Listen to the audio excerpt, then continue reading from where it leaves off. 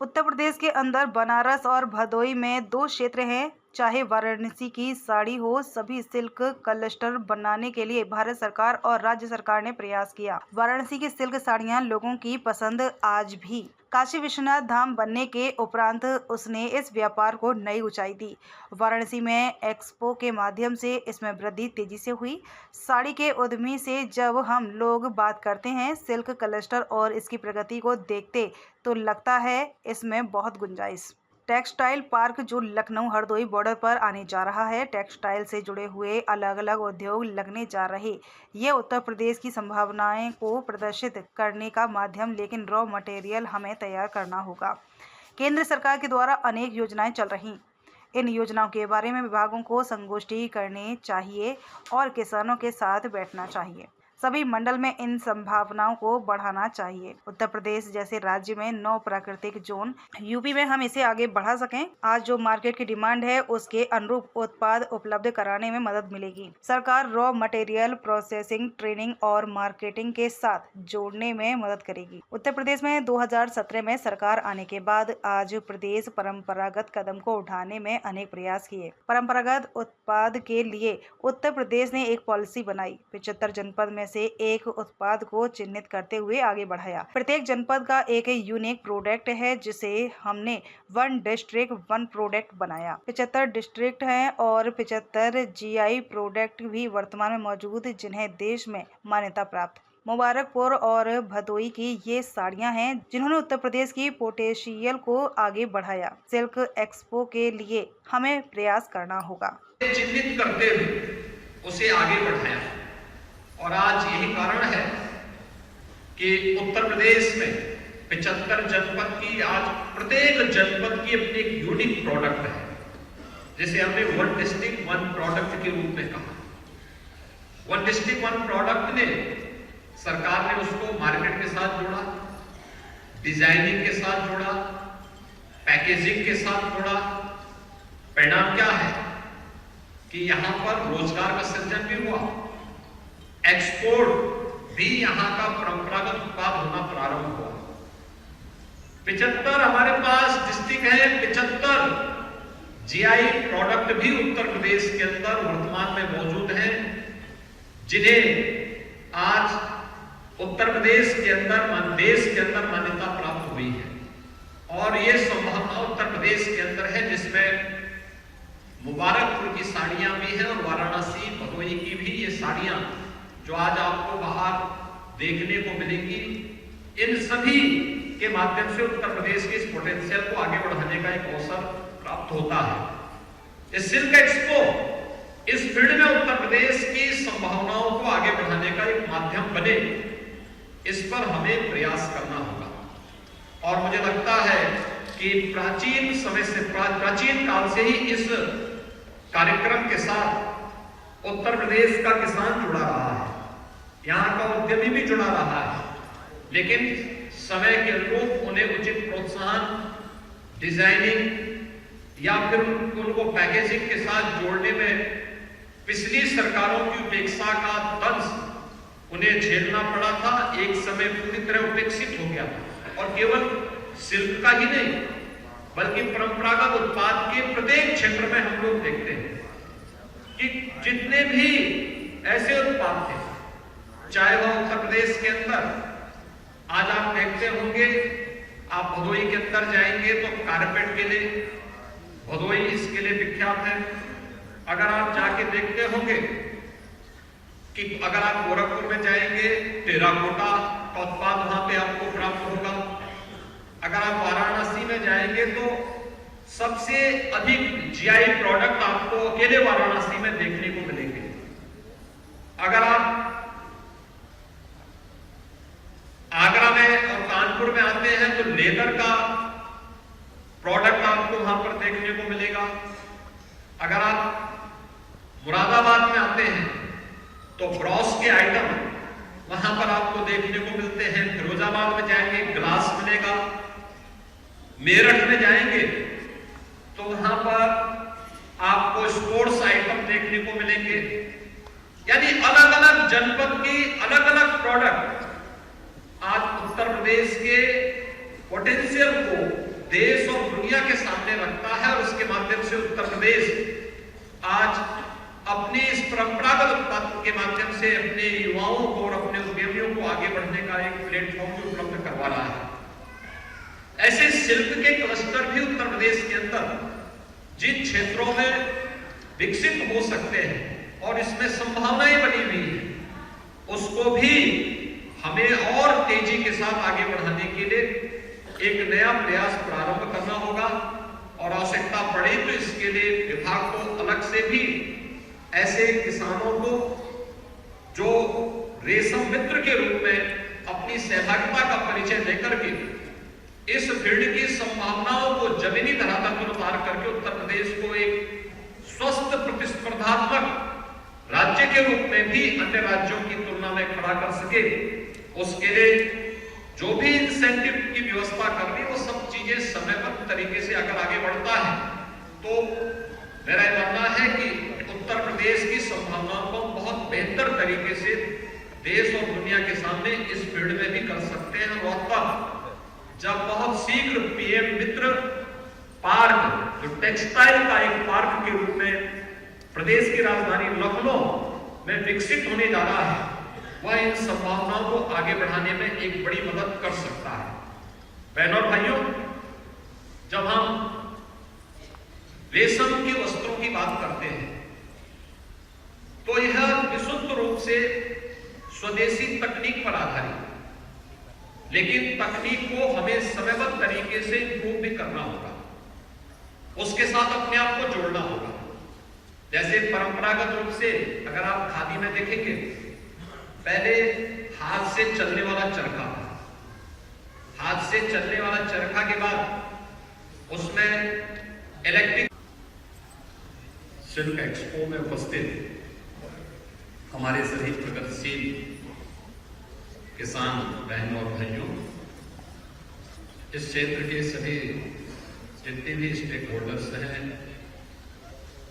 आप सबकी गरिमामयी उपस्थिति में यहाँ सिल्क एक्सपो लखनऊ में आज शुभारंभ हो रहा है।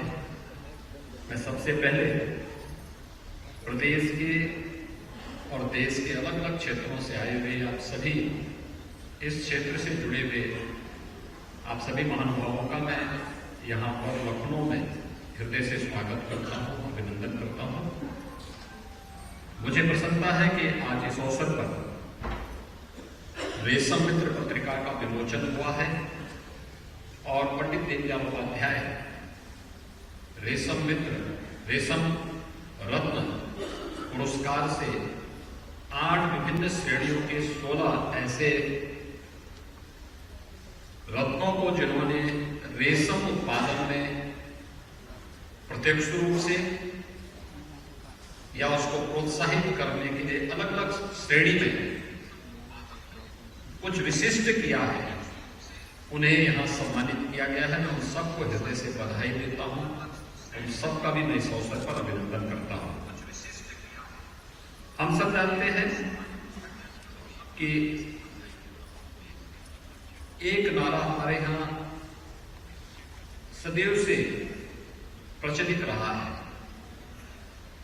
रोटी, कपड़ा और मकान का, यानी जीवन की जो बुनियादी आवश्यकताएं हैं किसी भी व्यक्ति के लिए, वह सामान्य हवा और पानी के बगैर तो पूरी जीव सृष्टि के लिए आवश्यक है ही, लेकिन एक सभ्य व्यवस्थित सभ्यता के लिए आवश्यक है कि उसके लिए उसको रोटी मिले समय पर, कपड़ा मिले, तन ढकने के लिए और सिर ढकने के लिए भी उसको एक छत मिल जाए। तो एक सभ्यता का विस्तार इस रूप में आगे होता है। कपड़ा जीवन की एक आवश्यकता है और यह न केवल जीवन की आवश्यकता है बल्कि किसान की आमदनी को बढ़ाने के साथ साथ रोजगार के सृजन का भी एक सशक्त माध्यम है। रेशम प्राचीन काल से ही इसकी अलग अलग पद्धतियां रही हैं और उत्तर प्रदेश ऐसे राज्य में जहां 25 करोड़ की आबादी निवास करती है, उस राज्य में इस फील्ड में जो अनेक संभावनाएं विकसित हो सकती हैं। पिछले कुछ समय से उत्तर प्रदेश ने जो प्रगति की है, यद्यपि वह पहले की तुलना में संतोषजनक हो सकती है, लेकिन अभी उत्तर प्रदेश जैसे बड़े राज्य की दृष्टि से अपर्याप्त है। संभावनाएं हैं, लेकिन उन संभावनाओं के लिए जो प्रयास होने चाहिए, यह सिल्क एक्सपो उसका एक माध्यम बनेगा। इस बात को लेकर के आज मैं इस अवसर पर यहां पर विभाग के साथ साथ यहां पर जुड़े हुए जो किसान हैं, जो यहां पर आए हुए उद्यमी हैं, इस फील्ड से जुड़े हुए स्टेक होल्डर्स हैं, इन सब का मैं आह्वान करूंगा। बहनों और भाइयों, अभी आपने देखा होगा उत्तर प्रदेश के अंदर क्या संभावनाएं विकसित हो सकती हैं, और खासतौर पर उत्तर प्रदेश के अंदर जो संभावनाएं हैं, वाराणसी और भदोई दो ऐसे क्षेत्र हैं जहां आजमगढ़ से लेकर के वाराणसी तक, चाहे वो मुबारकपुर की साड़ी हो, चाहे वह वाराणसी की साड़ियां, ये सभी सिल्क क्लस्टर डेवलप करने के लिए भारत सरकार ने भी और राज्य सरकार ने भी इस दिशा में एक नए प्रयास को आगे बढ़ाया है। आज भी देश के अंदर, पूरे देश के अंदर वाराणसी की सिल्क की साड़ियां किसी भी मांगलिक कार्यक्रम के लिए लोगों की पसंद बनती है। लोग आते हैं बड़े पैमाने पर, और काशी में काशी विश्वनाथ धाम बनने के उपरांत जो पर्यटकों की संख्या वहां बढ़ी है, श्रद्धालुओं की संख्या बढ़ी है, उसने इस व्यापार को एक नई ऊंचाई दी है। आज वाराणसी में एक्सपो मार्ट के माध्यम से ट्रेड फैसिलिटेशन सेंटर बनने के उपरांत इसमें काफी वृद्धि हुई है, काफी तेजी के साथ देखने को मिल रहा है। हम लोग जब आजमगढ़ में भी जाते हैं, मुबारकपुर के साड़ी के उद्योग से जुड़े हुए उद्यमियों से बातचीत करते हैं, या वाराणसी के अंदर हम लोग जाते हैं, या मिर्जापुर और भदोई के अंदर जाते हैं और इस सिल्क क्लस्टर के बारे में इसकी प्रगति को देखते हैं, तो लगता है कि इसमें बहुत गुंजाइश है। या उत्तर प्रदेश में पीएम मित्र पार्क, जो टेक्सटाइल पार्क का एक बृहद रूप यहां पर आने जा रहा है लखनऊ में, लखनऊ हरदोई बॉर्डर पर लगभग 1000 एकड़ क्षेत्रफल में टेक्सटाइल से जुड़े हुए अलग अलग उद्योग यहां पे लगने जा रहे हैं। ये उत्तर प्रदेश की उन संभावनाओं को प्रदर्शित करने का एक माध्यम है जो यहां पर होने जा रहा है, लेकिन रॉ मटेरियल तो यहां पर हमें स्वयं ही तैयार करना होगा। और किसान अगर इस दिशा में आगे बढ़ते हैं तो केंद्र सरकार के द्वारा इस संबंध में प्रोत्साहन करने के लिए अनेक योजनाएं यहां पर चल रही हैं, जो आपको इस अवसर पर देखने को मिलेगा। और मैं विभाग से भी कहूंगा कि इन योजनाओं के बारे में हर जिले के अंदर संगोष्ठी करनी चाहिए, प्रगतिशील किसानों के साथ बैठना चाहिए, उन्हें प्रोसेसिंग के साथ, वहां पर ट्रेनिंग के कार्यक्रम के साथ जोड़ना चाहिए। मेरा मानना है केवल गोरखपुर मंडल ही नहीं, बल्कि वाराणसी मंडल, आजमगढ़ मंडल, मिर्जापुर मंडल, लखनऊ मंडल, देवपाटन मंडल, बस्ती मंडल, इन सभी में ये संभावनाएं बढ़ेगी, क्योंकि सहतूत की खेती के साथ साथ जो ऐसे क्षेत्र हैं जहां पर, क्योंकि यूपी जैसे राज्य में 9 क्लाइमेटिक जोन है, और इन सभी 9 जोन में अगर आप देखेंगे तो अलग अलग क्षेत्र में अलग अलग प्रकार के कृषि उत्पादों को वहां पर विकसित करने और आगे बढ़ाने का हमारे पास एक अवसर होता है।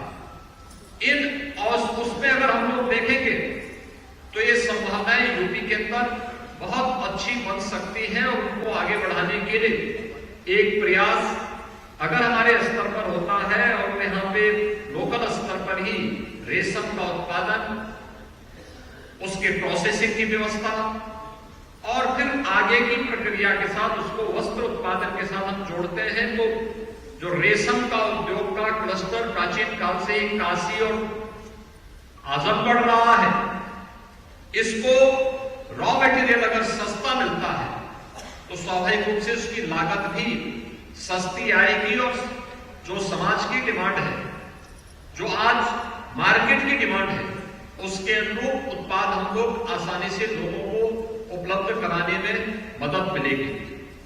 सरकार इस दिशा में आपको ट्रेनिंग के साथ जोड़ने, रॉ मटेरियल के लिए सहयोग करने, प्रोसेसिंग के साथ सहयोग करने और मार्केटिंग और डिजाइनिंग के साथ जोड़ने में भी आपको मदद करेंगे। इस दिशा में सरकार के द्वारा जो प्रयास प्रारंभ हुए हैं, जो मैंने पहले भी कहा कि उत्तर प्रदेश में 2017 में सरकार आने के बाद आज प्रदेश ने अपने परंपरागत उत्पाद को प्रोत्साहित करने के लिए अनेक कदम उठाए, अनेक प्रयास किए।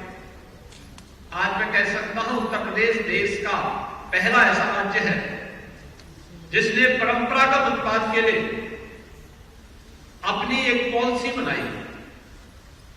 75 जनपद है तो 75 जनपदों के लिए किसी एक उत्पाद को